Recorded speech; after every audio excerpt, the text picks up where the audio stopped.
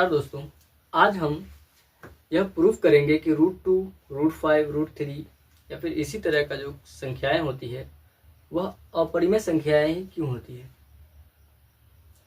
तो सबसे पहले हमें यह जानना पड़ेगा कि परिमेय और अपरिमेय संख्याएं आखिर होती क्या है। परिमेय संख्याएं वह होती है जिसे हम p/q के रूप में यानी पूर्णांक के अनुपात के रूप में हम लिख सकते हैं, जबकि अपरिमेय संख्याएं वो होती है जिसे हम p/q के रूप में यानी पूर्णांक के रूप में नहीं लिख सकते हैं। तो बेसिकली अगर हम एग्जाम्पल के थ्रू समझे तो परिमेय संख्याएं ये हो जाएंगी 0.5, 0.6, 0.767 etc। लेकिन अपरिमेय संख्याएं वह होंगी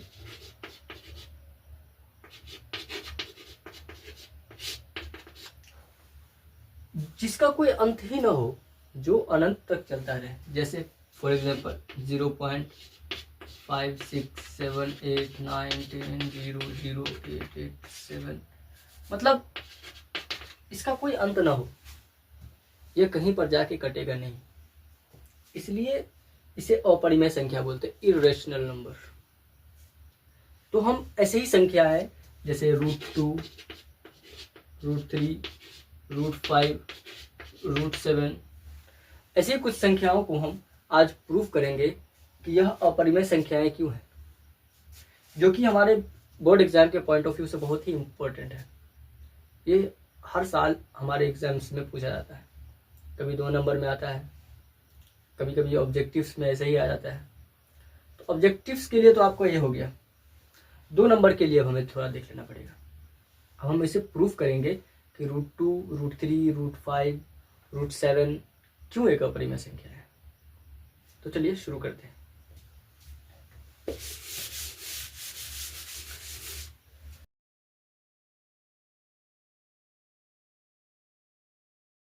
तो दोस्तों, √2 को एक अपरिमेय संख्या सिद्ध करने के लिए सबसे पहले हमें उसे मानना पड़ेगा कि वह एक परिमेय संख्या है। इसे विरोधाभास विधि भी बोलते हैं। तो आइए हम बनाते हैं, बोर्ड पर आते हैं। माना कि √2 एक परिमेय संख्या है, परिमेय संख्या है। और हमने अभी जब आपको समझाया था कि अपरिमेय संख्या और परिमेय संख्या क्या होती है, तब हमने आपको बताया था कि परिमेय संख्याओं को p/q के रूप में लिख सकते हैं, जबकि अपरिमेय संख्या को p/q के रूप में नहीं लिख सकते हैं। तो हम यहाँ उसी का उपयोग करेंगे। यहाँ हम लिखेंगे √2 बराबर p/q, और यह जो होता है पूर्णांक होता है। आपको हमने बताया था पूर्णांक का अनुपात होता है, और पूर्णांकों में भी हम इसे अभाज्य संख्या मानेंगे। क्या मानेंगे? अभाज्य संख्या मानेंगे। और एक बात हमें याद रखना पड़ेगा, यहाँ पे अभाज्य संख्याओं का जो HCF यानी महत्तम होता है। जिन लोगों को महत्तम निकालने नहीं आता है, HCF निकालने नहीं आता है, वो हमारा पिछला वीडियो देख सकते हैं। उनका लिंक हम डिस्क्रिप्शन में दे देंगे, आप जाकर देख लीजिएगा। वो भी बोर्ड के पॉइंट ऑफ व्यू से बहुत ही इम्पोर्टेंट सवाल है। तो हम यहाँ आते हैं।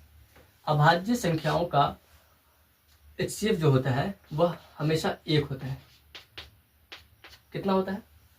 1 होता है। इसके अलावा कुछ होता ही नहीं है अभाज्य संख्याओं का HCF मतलब हाईएस्ट कॉमन फैक्टर। अच्छे से समझना है तो एक बार फिर हम बता दे रहे हैं, इसको जाके डिस्क्रिप्शन में देख लीजिएगा। तो हम आगे बढ़ते हैं।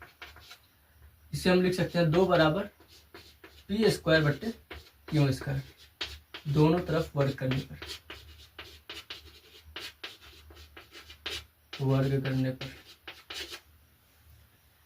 तो अब हम इसका क्रॉस मल्टीप्लाई कर दिया अगर, तो p² हो जाएगा 2q²। तो हमें यहाँ पर पता चल रहा है कि p² जो है वह 2q² के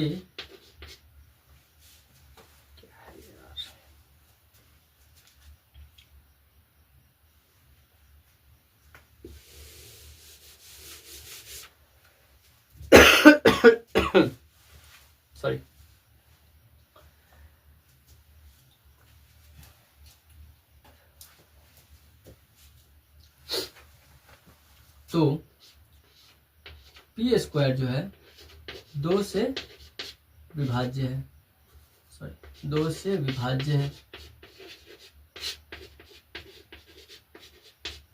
तो पी भी 2 से विभाज्य होगा।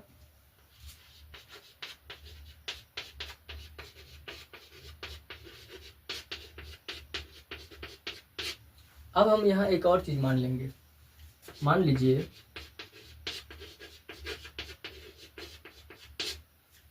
कि p बराबर 2k है। तो अब हम इस p के जगह पे किसका मान रखेंगे, कितना रखेंगे, 2k रखेंगे। तो हम यहाँ रख देंगे 2k का होल स्क्वायर हो जाएगा बराबर 2q स्क्वायर। तो यहाँ हो जाएगा 4k स्क्वायर बराबर 2q स्क्वायर। अब हम 2 से इसको काट सकते हैं, कितना बार में, 2 बार में। तो दोस्तों अब अगर हम यहाँ देखें तो इसका फॉर्मेट और इसका फॉर्मेट सेम है। तो यहाँ पी स्क्वायर जो था वह 2 का विभाज्य था, तो यहाँ जो क्यू स्क्वायर होगा वो 2 से क्या होगा, विभाज्य होगा। तो हम यहाँ लिख सकते हैं क्यू स्क्वायर 2 से विभाज्य है।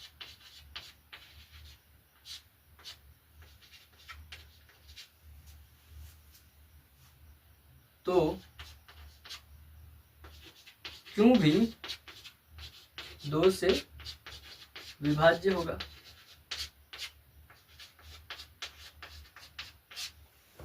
अभी हमने जब शुरुआत किया था तो हमने माना था कि यह एक पूर्णांक है और यह एक अभाज्य संख्या है। पूर्णांक है और एक अभाज्य संख्या है और अभाज्य संख्या का HCF 1 होता है। लेकिन हमें यहाँ दोनों में कॉमन क्या आ रहा है, 2 आ रहा है।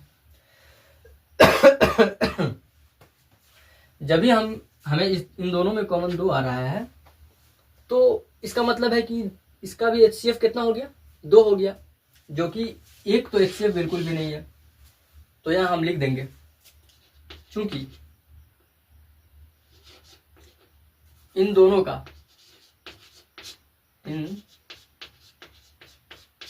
का HCF 1 नहीं है, जो कि हमने माना था, अतः हमारा मानना गलत है।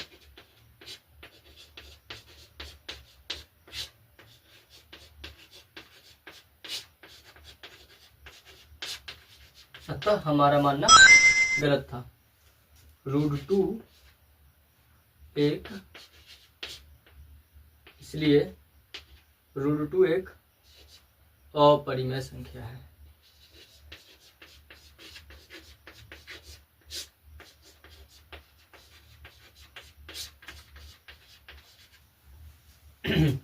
एक बार हो ना, और हम फिर से आपको समझा दें, लेकिन वीडियो बहुत ज़्यादा लंबा हो जाएगा।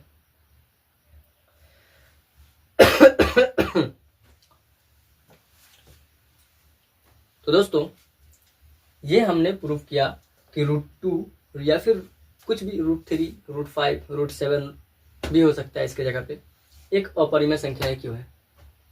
आई होप आपको यह सब सवाल समझ में आया होगा। अगर आपका कोई प्रश्न है तो आप हमें कमेंट बॉक्स में बताएं, हम उन्हें ज़रूर पढ़ेंगे और यह कोशिश रहेगी हमारी कि नेक्स्ट वीडियो उसी टॉपिक पर बने। धन्यवाद।